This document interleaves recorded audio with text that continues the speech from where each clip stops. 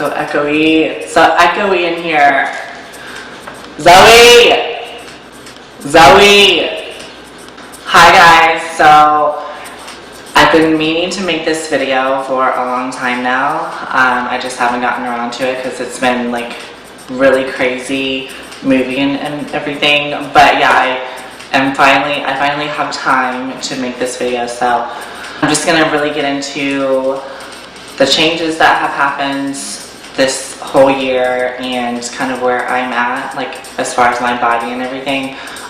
So I'm gonna get into the physical changes first, just because I feel that's why like everyone clicks on a video of hormone replacement therapy just to see what physical changes happen. But yeah, it's been a year, so basically I wrote down everything that changed, just because I feel like when I turn on the camera I kind of forget a lot. One of the first things that changed, I'd say probably a few months on hormones, was my face.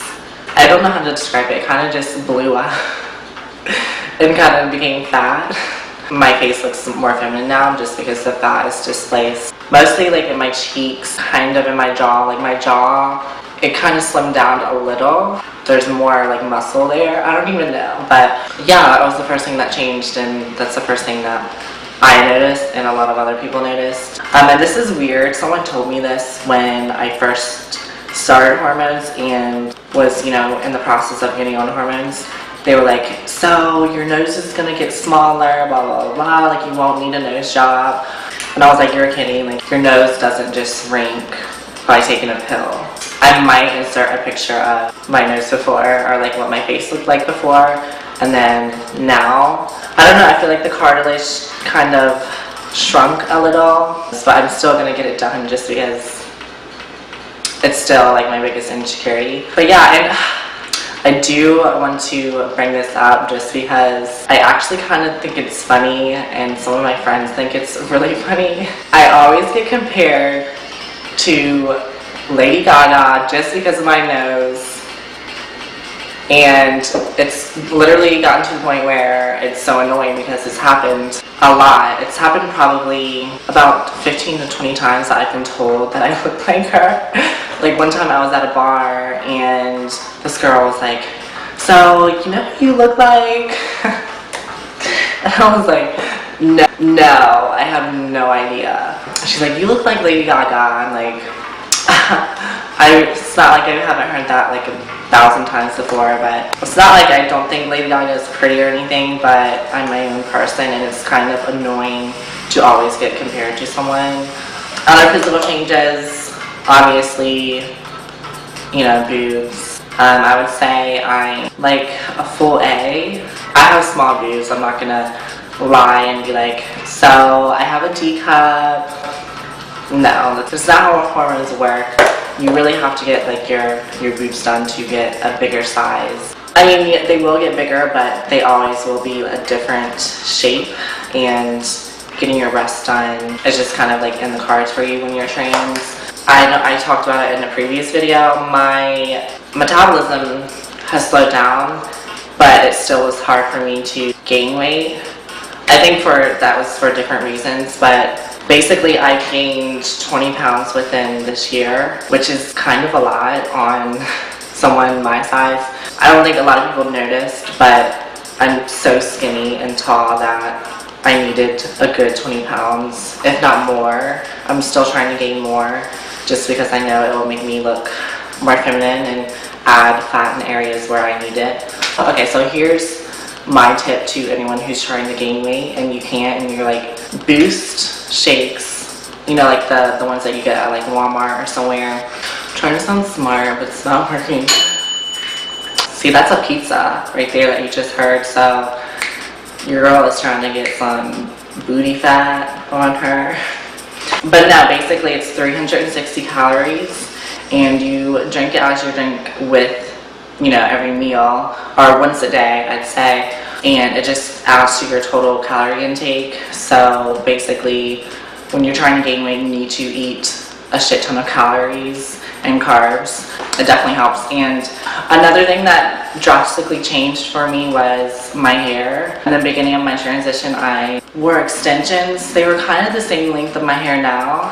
Actually, I think my real hair outgrew the extensions I got, which is kind of funny. I think the extensions I got were 14 inches, and my hair now, not gonna lie, I measured it, and it's around 16 inches, which, yeah, is longer than my extensions I was wearing. My goal is to get my hair to my hip, I guess, or to my waist, which is probably going to take another year, but yeah, my natural hair a year ago was to, I'd say, like my collarbone. So my hair has grown a good 8 or 9 inches within the year, and it's funny because some people actually think my hair is fake, that I'm wearing extensions, just because I am trans, and that's like a big thing that trans girls do, is wear extensions and wear fake hair, wigs, etc. Because I remember one time I went to Victoria's Secret and I was talking with the girl that was helping me, and I told her I was trans and everything, and she was like, so how many bundles do you have in your hair? And I was like, bundles? What are you talking about? I had no idea what she was talking about. She's like extensions, like how much fake hair do you have in your hair? And I was like, this is my real hair.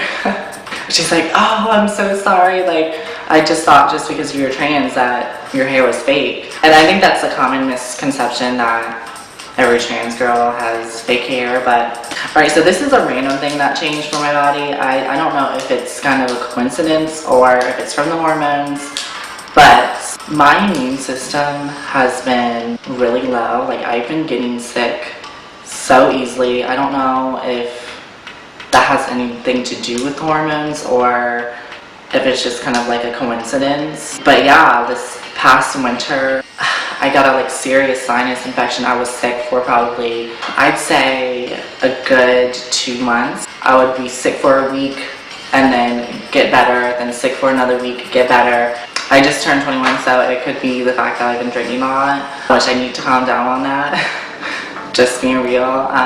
Okay, so I am going to talk about this one thing that has changed with my body that I don't know if a lot of trans girls like to talk about, just because it's a touchy subject, but my sex drive went dramatically down when I started my hormones, and it was, very new to me.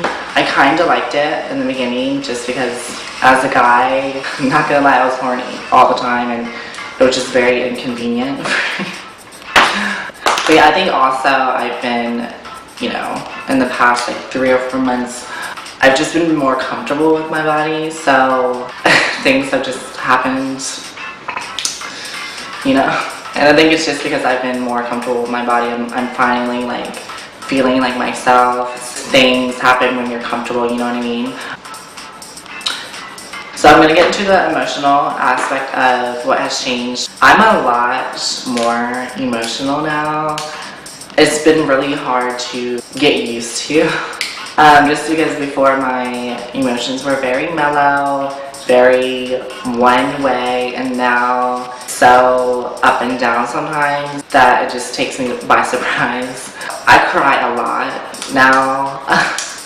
Just with little things, I can't even explain to you what I cry about sometimes. Sometimes I don't even know why I'm crying. I just cry. I think I'm more sensitive now, but I'm definitely learning to just kind of, fuck it, I don't care. It is what it is. I'm trans, deal with it. Some things I'm not going to be able to change, some things I can change.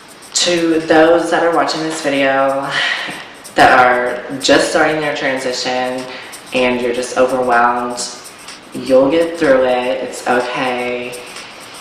Just do it. You'll be happier with yourself. You'll be an authentic person, and true to yourself, which I think is the biggest thing. Yeah, things just take time.